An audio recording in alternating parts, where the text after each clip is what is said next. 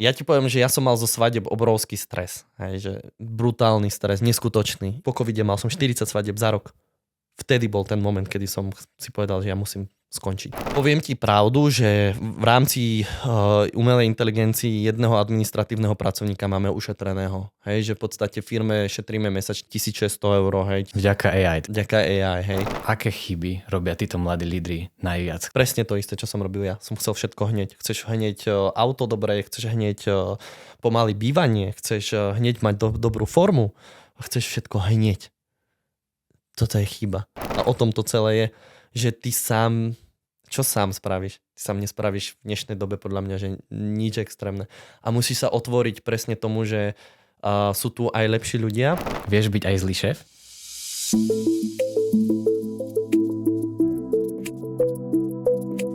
Veľa ľudí hovorí, že ak chceš niečo vybudovať, musíš odísť z malého mesta. No dnešný host je dôkazom, že to nemusí byť pravda. Dominik Diko začínal ako kameraman a postupne pochopil, že dôležitejšie sú výsledky pre jeho klientov, než len pekné video. Dnes stojí za agentúrou, ktorá spája kreativitu s výkonom a s reálnym dopadom na podnikanie jeho klientov. Ak chceš podporiť tento podcast, klikni na odoberať a pošli túto epizódu priateľom, ktorých by mohla zaujímať. Tak ty teraz vedieš teda marketingovú agentúru, je to správne? Áno, tak je. Predtým si bol svadobný kameraman a teda kedy si zistil, že byť obyčajný kameraman a doručovať obyčajné videá nestačí, že treba aj klientom doručovať nejaké výsledky? A zistil som to vtedy, keď som pracoval v marketingovej agentúre v Bratislave, popri tom kameramanstvu, ale nepovedal by som skôr, že boli tie videá ako keby obyčajné, hej, že tie svadobné. Tie svadobné len zohrávali inú úlohu ako keby. A to bolo to, že robiť tie spomienky tým ľuďom. Ale keď sa pozrieš na to v podstate z toho reklamného segmentu, že čo prináša ostatným ľuďom a nielen dvom ľuďom ako keby, lebo je to pre nich dvoch, primárne pre ženicha a nevestu, tak si uvedomil, že aha, okay, že z toho sa dá vytlakovať oveľa viac a vyťažiť viac. A uvedomil som si to vtedy, keď vlastne som pridával na Instagram tie svadobné videá. A začali mi rásť čísla na Instagrame a hral som sa už s tým, že či to dám na Reelko, prišiel formát Reel a vlastne striedať tie zábery, hej, či začínaš napríklad pusou, či začínaš detailom, či začínaš celkom, to strašne veľa robí. A vtedy som pochopil, že tá alchymia za tým je psychologická, extrémna. Tak kedy si teda zistil, že je dôležitejšie doručovať klientom tie výsledky a reálne zákazníkov skrz tie videá a nie iba pekné videá? Môžeš trochu aj vysvetliť dôležitosť toho? Máš rozdiel, že keď robíš kampaň, napríklad do kina a musíš doručiť ako keby to pekné video, hej, s nejakou hlbšou myšlienkou, tak je veľmi dôležité to video, to pekné video. Ale čo sa týka čísel, tak v rámci čísel potrebuješ doručiť ako keby predajné video. A to predajné video aktuálne je Reel. Hej, že 15-sekundový, ideálne nahratý na telefón. A akýkoľvek telefón, môže to byť rozrastrované, ale musí to mať nejaký kontext zaujatia 3 sekúnd. No mnohí ľudia tu na Orave tvrdia, že ako keby, že nemožné tak niečo tu robiť aj v námestove. Všetky príležitosti sú v Bratislave alebo v zahraničí. A toto je pravda? Ako? Podľa mňa si ty dôkazom toho, že nie.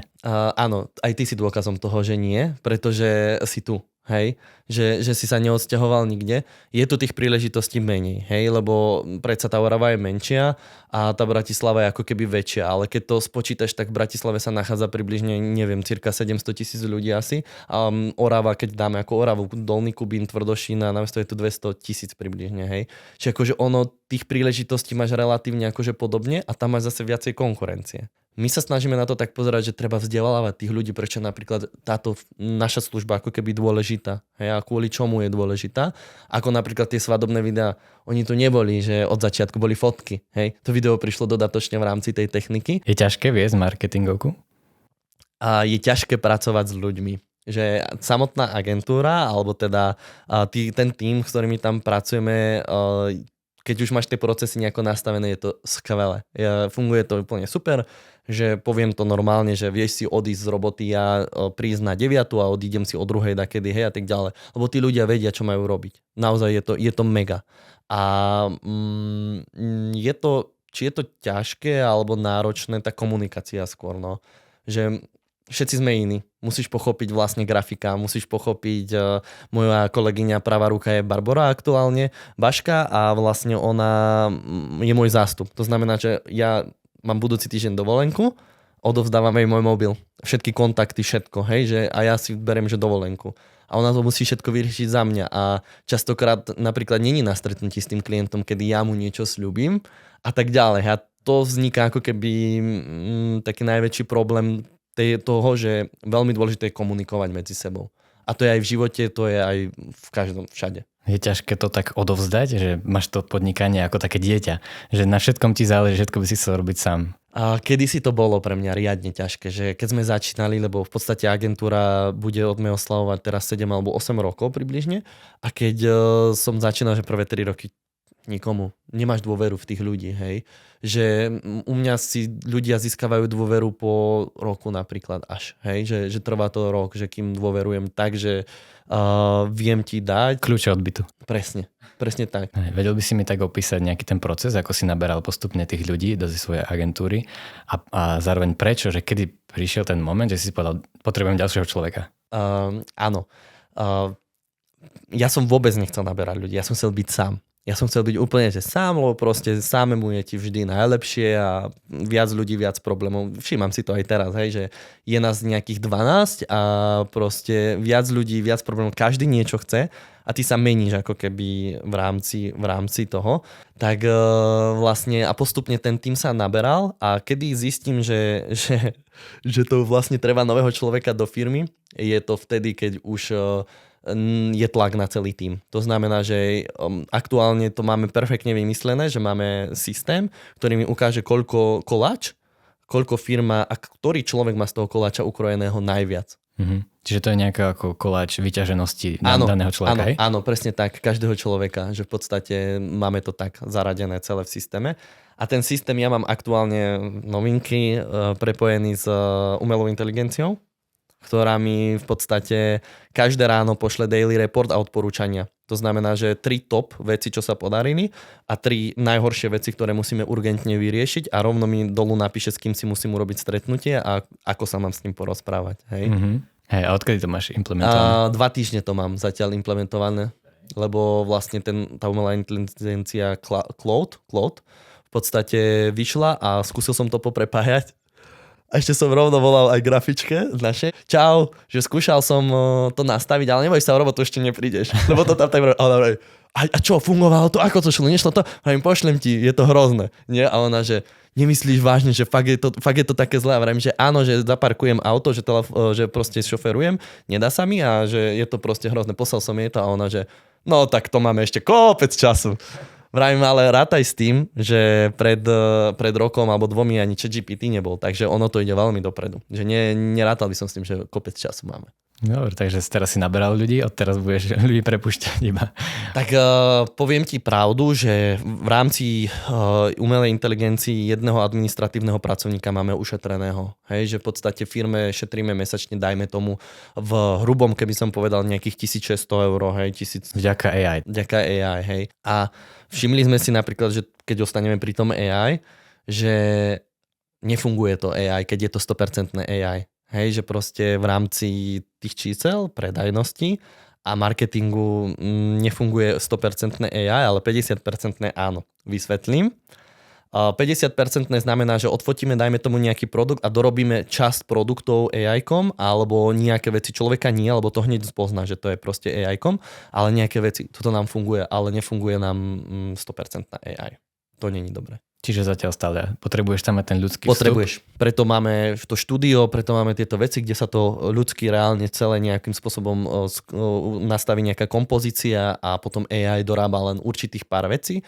A sme tak nastavení, že v rámci postov toho postovania mesačných nejakých, dajme tomu, že 10% odporúčame akože AI, čo my kolegovia zase, lebo my máme mesačnú poradu, zase oni mi vycucnú top 2 príspevky z každého klienta, hej, máš 50 klientov a my máme poradu, že 3 hodiny mi ukazujú, že ktoré sú a ja, že OK, toto zapracujeme, toto nie, toto áno, toto nie a takto ideme stále, že hore dole. A potom sa ich pýtam, že prečo toto nefunguje konkrétne a aký je napríklad ďalší problém pri tých klientoch, toto sú mesačné nejaké porady. Toto je zaujímavé, že to spomínaš, tie porady. lebo mi napadlo, že ty si začínal ako kameraman, čo je úplne akože iná práca ako manažer alebo niekto, kto chodí na porady. V podstate potrebuješ obsluhovať nejaký stroj a potom produkovať nejaké videá alebo zábery.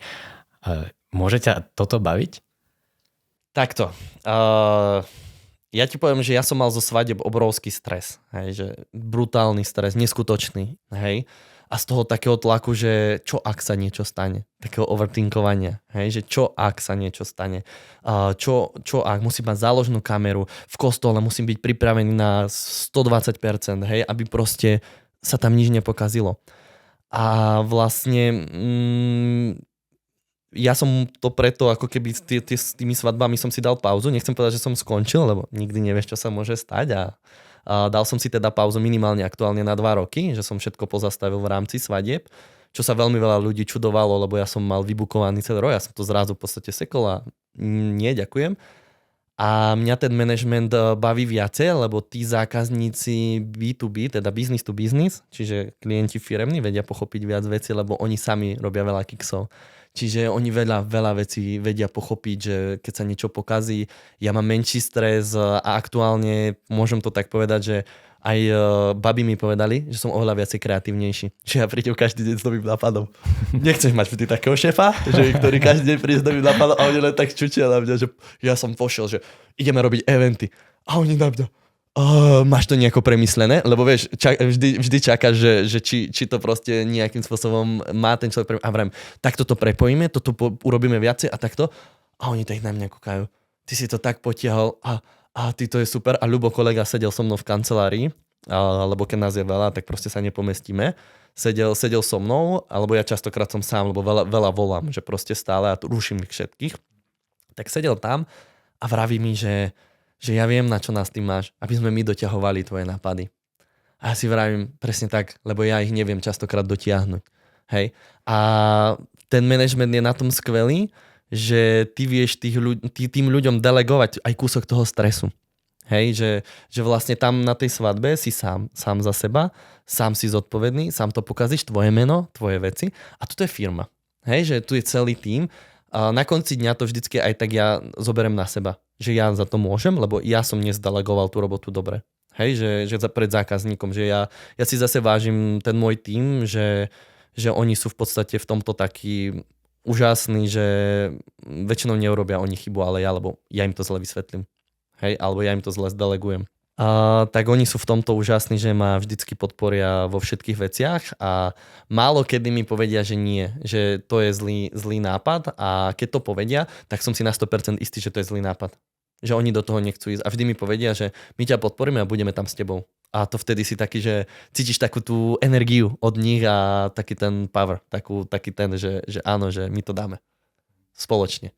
To ako veľmi je dôležité, že ten výkonný riaditeľ v tej firme je taký vizionár.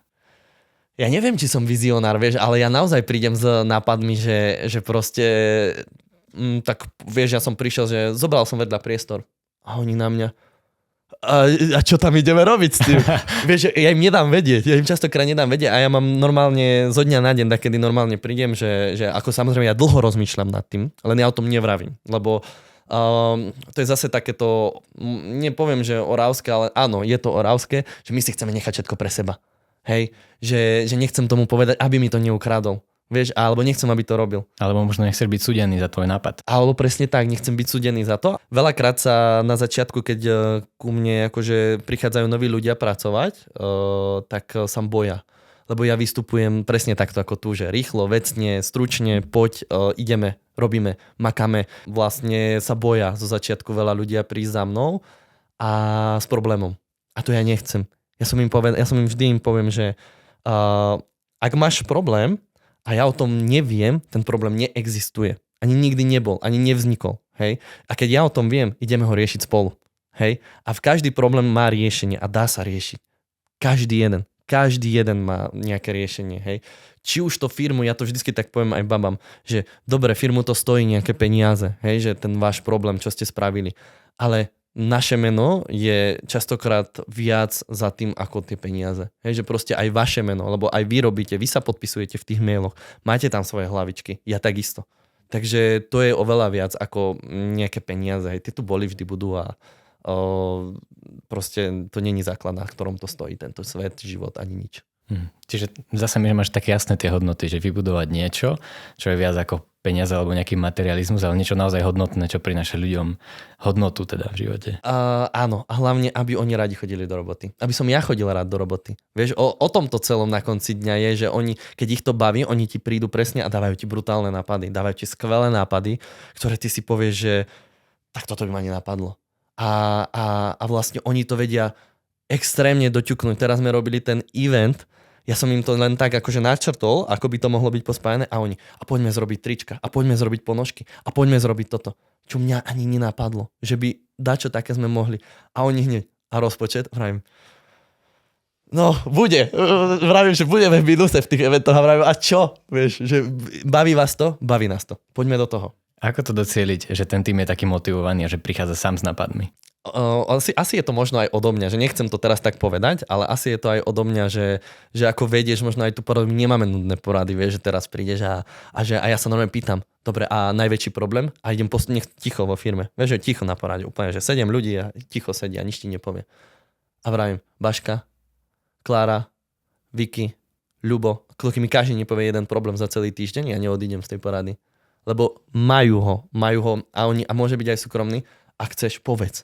Vieme, na čom sme aspoň, že ak máš zlý týždeň, proste mi to povedz a ja nebudem tlačiť na teba tak. Čiže tak aj vieš si oddychnúť, že nie je to iba samý grind. Jasné, akože máš dní, že keď sa ti nechce, hej, alebo teda proste sa zle vyspíš, sekne ťa, pred 2 dňami ma inak seklo, tak vlastne ja presuniem všetko.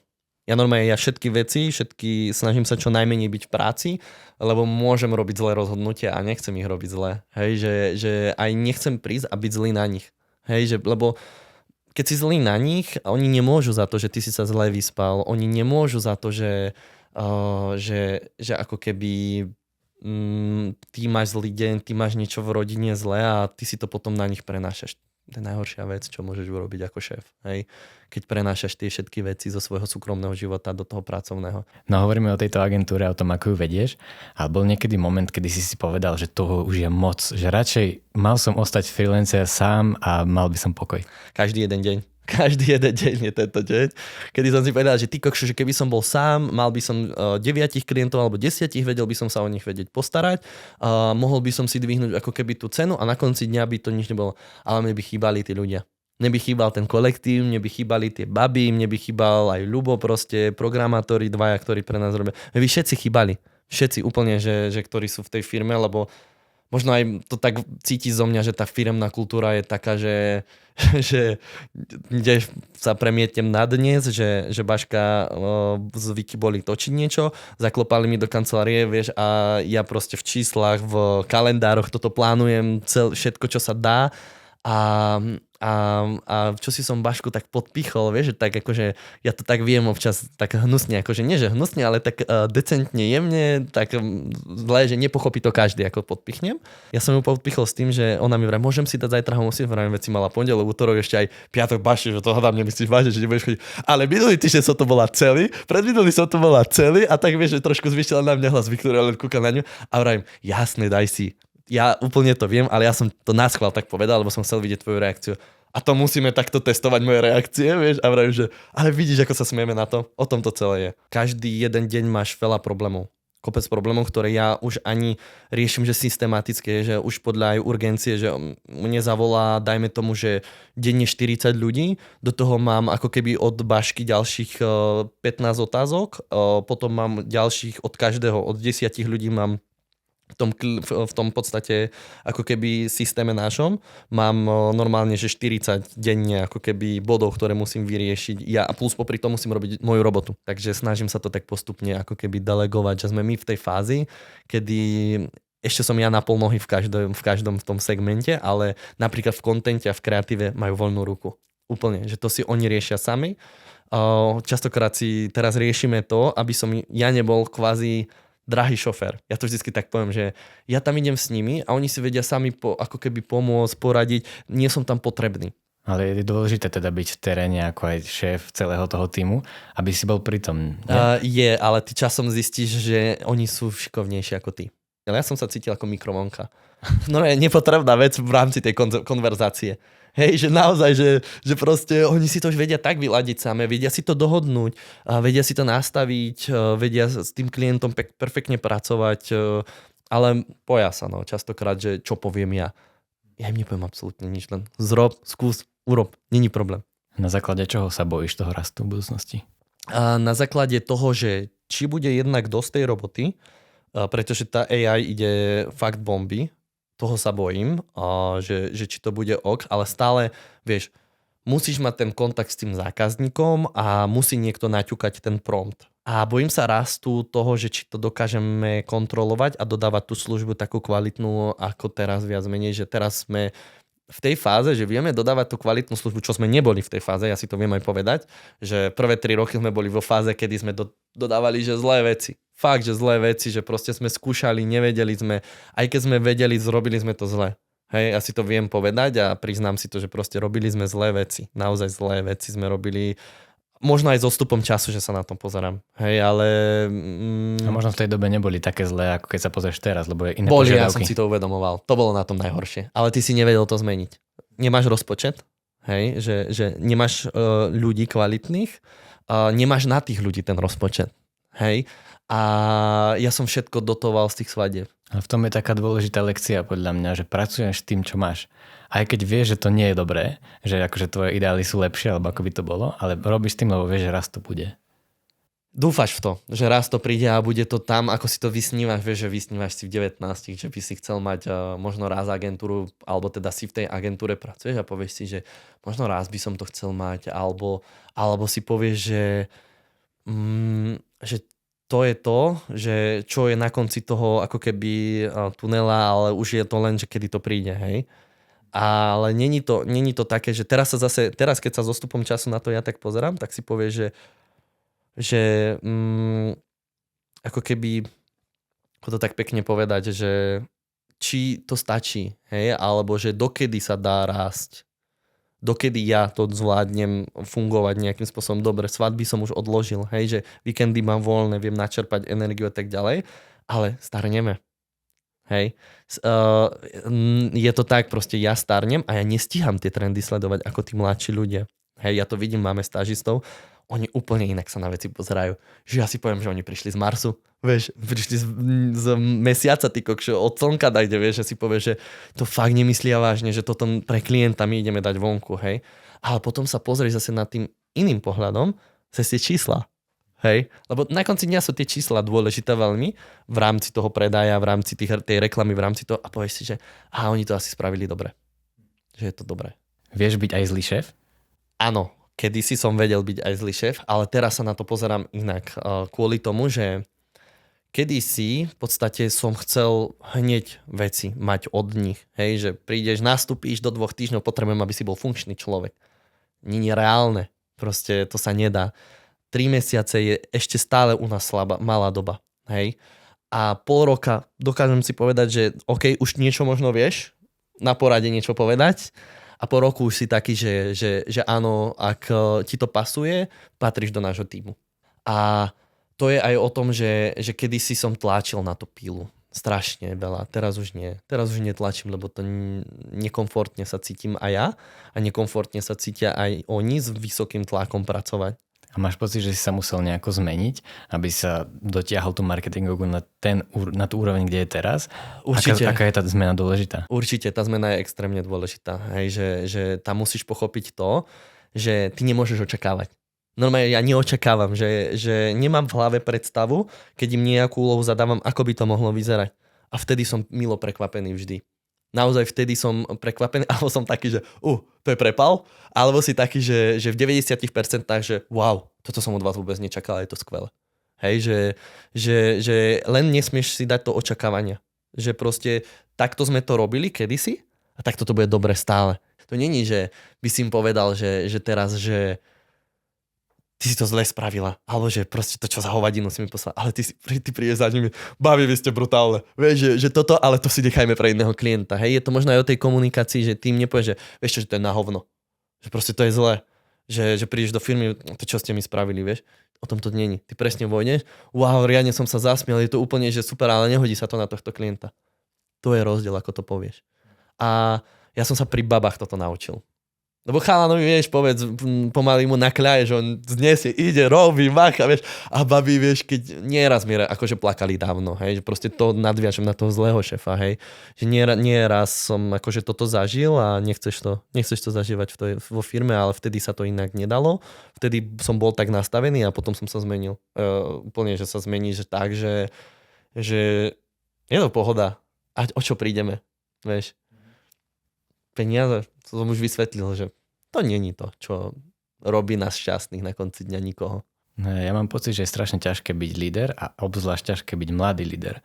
Lebo častokrát ako mladý chalan nemáš ešte základné veci v svojom živote vyriešené a už potom, ako sa stávaš mužom, tak samozrejme začneš už mať nejaké hodnoty a podobné veci, že aké chyby robia títo mladí lídri najviac, ktoré by si vedel takto vypichnúť? To isté, čo som robil ja. Chcú všetko hneď.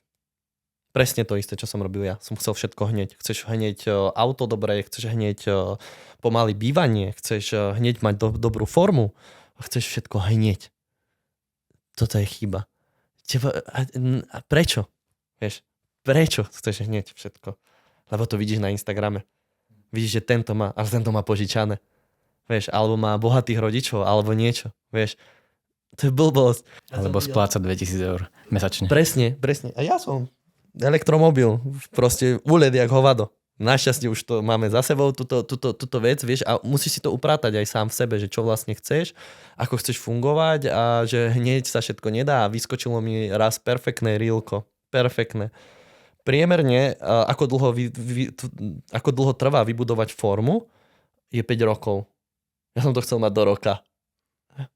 Ako nezmysel. Hej, naozaj, za trénerom som prišiel, Ľubo, do roka to máme. A podarilo sa?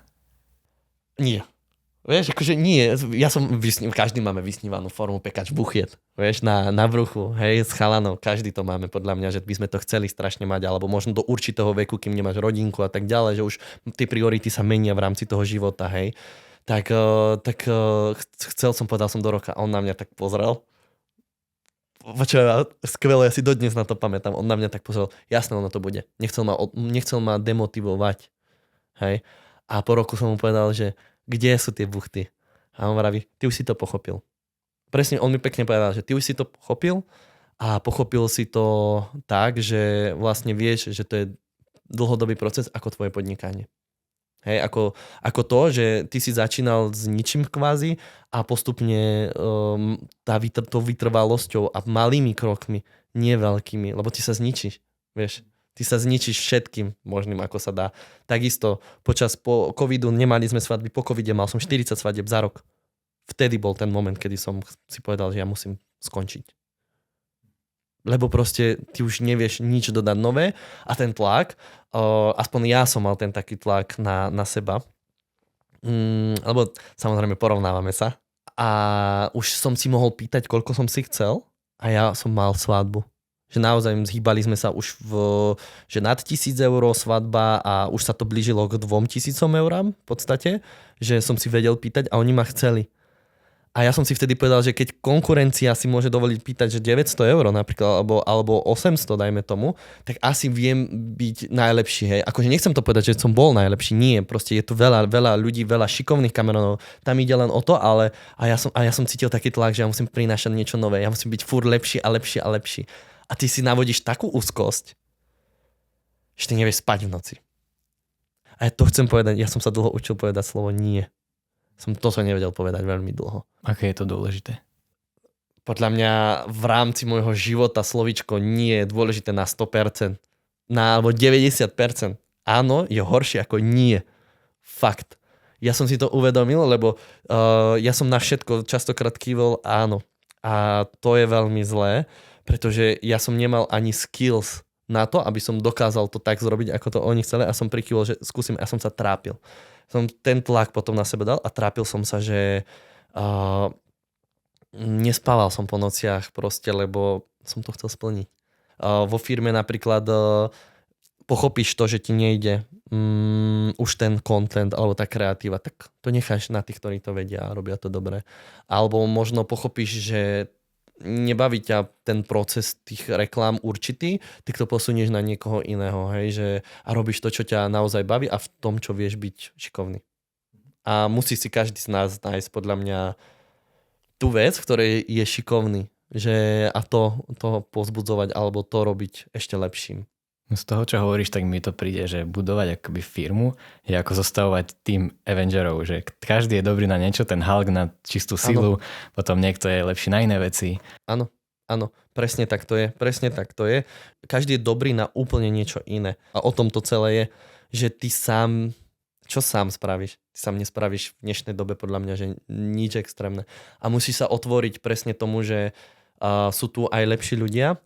A mňa teraz vlastne aj bukovali na jednu svadbu, som bol buknutý, ale rušil som im to a vysvetlil som im to, že je tu lepší kameraman, ktorý proste v to natočí oveľa lepšie v tom, že ja celý rok nebudem točiť a pôjdem jedinú vašu svadbu točiť, tak je tu oveľa lepší kameraman, ktorý to určite zvládne. A odporúčil som jeho a on nám vraví, to som v živote nepočula, že by niekto povedal.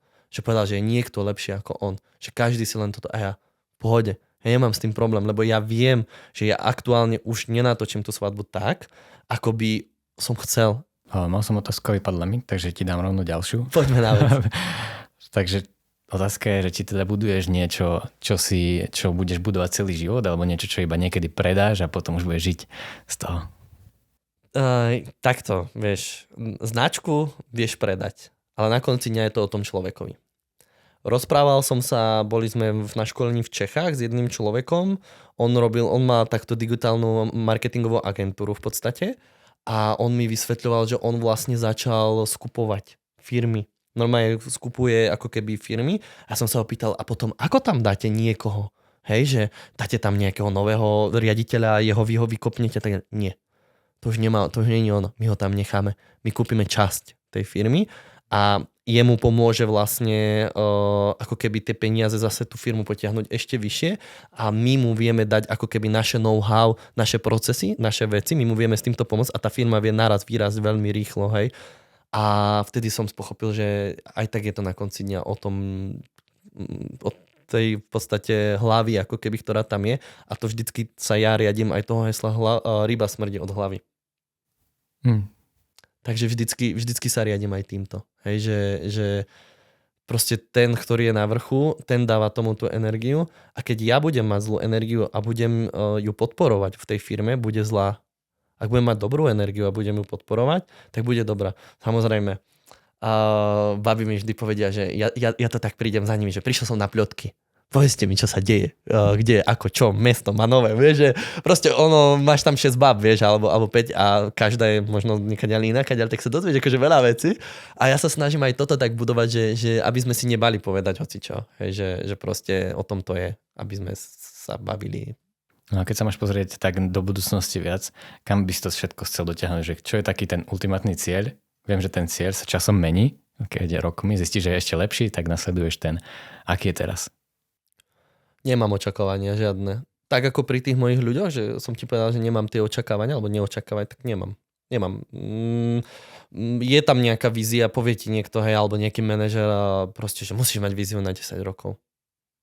Ja mám na rok víziu, hej, že hasíme problémy, ktoré sa aktuálne dejú, snažíme sa ich riešiť a keď budem mať taký kľud vo firme, že tam nebudem musieť byť, tak možno potom budem rozmýšľať nad nejakou víziou. A ešte k tej príprave, aby som sa vrátil, tak ja sa v podstate pripravujem na to, aby som zvládol celý týždeň počas toho víkendu. A plus chodím s novými nápadmi po víkende častokrát, že s nejakými novými vecami, lebo mám viac času rozmýšľať. Čo je ten trik, čo robíš cez víkend? Šport. Áno, šport, alebo normálne ležím. No je akože moja sobota, poviem ti moju takú bežnú sobotu, hej, dajme tomu teraz posledné obdobie, kedysi svadba, hej, že proste makáš celý týždeň bolo kedysi, že od pondelka do piatku, v sobotu svadbu, v nedeľu dospávaš svadbu a ideš zase kolobeh. Hej, proste nemáš šancu, akože tá nedeľa je super, ale neoddychneš, není šanca. To ja mám už ako keby odskúšané. A moja sobota vyzerá tak, že ráno si vstanem okolo 8, o 9 alebo 10 mám tréning s trénerom a potom prídem domov, niečo si navarím už 12 a vlastne potom idem okolo 2:00 do roboty. Pokecam s našimi a idem okolo 2:00 do roboty. V robote som častokrát do nejakej 4:00, 5:00 prídem domov, pozriem film a idem spať. Hej, to je moja akože taká, že úplne nudná sobota, nudná bežná sobota, ako má možno každý. Ak je teraz pekne už vonku, tak sa snažím ísť na bicykel. Hej, že proste ten tréning ako keby vynechať a častokrát idem ešte aj na tréning aj na bike, že proste si to tak kombinujem. Lebo vyčistím hlavu pri tom športe. Aký je ten šport dôležitý a pohyb celkovo, ale aj mimo pohybu, že paradoxne aj v mojom živote som zistil, že pohyb a šport mi pomáha potom v tej práci mentálnej. Veľmi to pomáha. Ja som nešportoval, vlastne športujem posledné 2 roky. A až moc by som povedal takedy, že keď ochoriem na týždeň, tak si poviem normálne výčitky a musím ísť do toho fitka a proste už vidím, ako faldičky mi pribúdajú, vieš, že proste blbosti riešiš, chápeš? A potom si poviem, veď ti šibe, veď ty kokšo, veď nie ješ pomaly ani riadne, veď nemá sa to kde ukladať a tak ďalej, vieš, že proste je to dôležité a hlavne na tú psychiku, že proste mám tréningy útorok, štvrtky a soboty a je to skvelé. Proste úplne sa vyšťaviť, že dotla. Mal som iba silové tréningy, teraz sme dali vlastne kardio mi trochu dal a vieš, keď máš dlho silovo a zrazu prejdeš na kardio, tak ja som myslel, že tam proste že odpadnem. Hej, a on aj tréner na mne videl, vieš, a on sa začal smiať, že sme tu dlho kardio nemali, čo? A mne to vyhovuje, keď ma on takto hecuje. Lebo ja na rovinu a nájdeš si tam partiu proste ďalších ľudí, ktorými sa hecuješ a je to ešte lepšie. Ale zase v rámci normy a to musí byť, že proste neprepáliť sa a oddychnúť. A mňa brzdí dobre. Super je v tom tréner, že ma brzdí. Ja mu napíšem, že som chorý, on vidí, že som chorý. Ja mu napíšem, že už budem môcť ísť, že o týždeň vraví, nie, dáme ťa až vtedy a vtedy. Že on ma nezoberie. Že môžem si sám nikde cvičiť, on vie, že ja nepoviem sám nikde cvičiť, že proste, to, že tam tá komunita taká, vieš, že máš tam aj tých ľudí, aj že jeho rád vidíš. Keď chceš niečo také robiť a ešte v tom všetkom, čo robíš, je strašne dôležité podľa mňa nadobúdať takú múdrosť časom. A každý získal, niekto číta knihy, niekto pozerá dokumenty a neviem, niekto sa modlí. Ako naberáš múdrosti? Počúvam ľudí dookola. Naozaj všetkých, ktorí sú okolo mňa, ja ich počúvam. Ja počúvam aj zlé názory. Ja počúvam aj zlé, aj dobré. Lebo vždycky sa to aj tak vraví, aj tak to je. Ja to tak cítim, že 5 ľudí, ktorých máš okolo seba, taký si. Hej? A ja si veľmi úzko vyberám s ľuďmi, ktorými som tých 5. Ja sa samozrejme viem stretnúť aj s iným, porozprávať teraz zážitok s Ujom z parkoviska, v Kubíne sme boli v útorok, parkoval som auto a nevšimol som si, že v budke tam akýsi Ujo vyberá peniaze. Ani mi ma to v živote nenapadlo, že by tam mohol takto vyberať peniaze, že v akej dobe žijeme, hej. Ja apka, vieš, veci, všetko pripravené. Zaplatil som mestu parkovanie a Ujo na mňa kričí, hej, nezaplatili ste, nie, že čo? A vravím, že veď tu som klikol na aplikácii, že čo sa robí Ujo. Nie? A prišiel som tak k nemu a on vraví, že veď ale to je mestská, my tu máme súkromné. Veď dobre, koľko, kde, čo mám zaplatiť? Ja sa potom ponáhľam, že nemám kedy Ujo na vás. Nie, že toto. A vravím, kúrnik, a ja mám hotovosť, vy isto budete v tej budke chcieť hotovosť. A on mi vraví, nie, mám aj kartu. A no vy ste strašne zlatí, že máte aj kartu. A on sa hneď presne prehodil a začal sa usmievať na mňa a bol úplne milý. Vieš, že zrazu on ako po mne zakričal zle, tak to, ako odkomunikuješ tie veci, je, že zrazu on je úplne milý na teba a vrátil som sa a nakoľko to chcete, vieš, potom mi vravím, že dajte na hodinku eurko a keď vám doplatím, nie, a ja vám dám aj taký tringeltík, že viete, ja som vás tu nevidel. Nie, nemusíš, že pohode, že všetko je úplne OK. No a vracal som sa a vravím mu, no čo, Ujo, stihli sme to do tej hodiny? A on to začal smiať, že ty už utekaj, keď sme to nestihli, ja by som to ako oči na teba zavrel. Vieš, o tom to celé je, že ako sa tiež tomu správaš a častokrát tí ľudia sú nevypočutí. Vieš, a on sa mi posťažoval. On sa mi ešte popri tom posťažoval, ako to majú zle v behom 5 minút. A on je hneď na teba milý. Lebo žijeme v tej rýchlej dobe. Bo si taký ľudský. Práve že tým, ako častokrát to tak je, neprejdeme okolo tých ľudí, alebo sa bavíme s nimi ako s robotmi, áno. Alebo sa bavíme s nimi ako tá práca, ktorú vykonávajú, ako keby oni boli tou prácou. Áno, a každý máme zlý deň. Hej. A ja, aj oni. A proste, prečo by sme si ho kazili navzájom? Poďme si ho zlepšiť. Vieš, o tom to celé je. Ten život je o tom. Žiť ten život naplno, žiť ho dobre. A dom, auto, zbytočné veci. Akože ja to tak beriem dobre, veď akože vravím drahý dom, drahé auto, takto, aby si to chápal, hej, že akože treba niekde bývať a treba nejako fungovať, ale drahé veci sú zbytočné. Úplne. A mám drahé auto, hej, ale mne otec povedal akože dobrú vec vždycky nám to vravel, že prikrýval sa takou perinou, na ktorú ako keby máš. No a na záver, ďakujem ti za ináč tieto pozbudzujúce slova, lebo toto je podľa mňa motivačné začína byť. Tak na závere tento podcast sa volá Chcem tomu rozumieť, lebo chcem tomu rozumieť aj svetu a ľuďom okolo seba. Prečo si myslíš, že je to dôležité? A je to dôležité? Je to veľmi dôležité, ako som ti povedal, že rozumieť ľuďom je veľmi dôležité, pretože ty vieš každého odhadnúť potom a vieš s ním komunikovať inak. Lebo je rozdiel, keď niekomu povieš, ktorý je citlivejší a žije v takom tom kreatívnom svete a je v taký ten, že ideme niečo kreatívne vymyslieť a žije takým radostným, voľným životom a je rozdiel, keď mu niečo povie, že si to posral, že takto, hej. Alebo keď mu to povie, že vieš čo, mohli by sme to trošku upraviť. Obrovský rozdiel. Ten človek, v podstate, ktorý je ten radostný, on nepochopí to dobré, keď ty mu povieš, si to posral. Ale keď mu povieš, že poďme to vylepšiť, ty si ho nezablokuješ. Hej? Že on sa nerozreve, keď mu to takto povieš a vieš v podstate s ním oveľa viac dosiahnuť veci. A zase toto nefunguje na človeka, ktorý je riadený dátami alebo riadený takouto energiou, to sa rozdeľujú tí ľudia. A jemu, keď mu povieš, že si to poslal, ešte je to málo na ňo. Hej? A musíme toto rozdeľovať a musíme aj inak počúvať tých ľudí. Lebo ak je niekto radostný, dokáže s tebou hovoriť pol hodinu, ale ten tabuľkový, jemu je 5 minút veľa.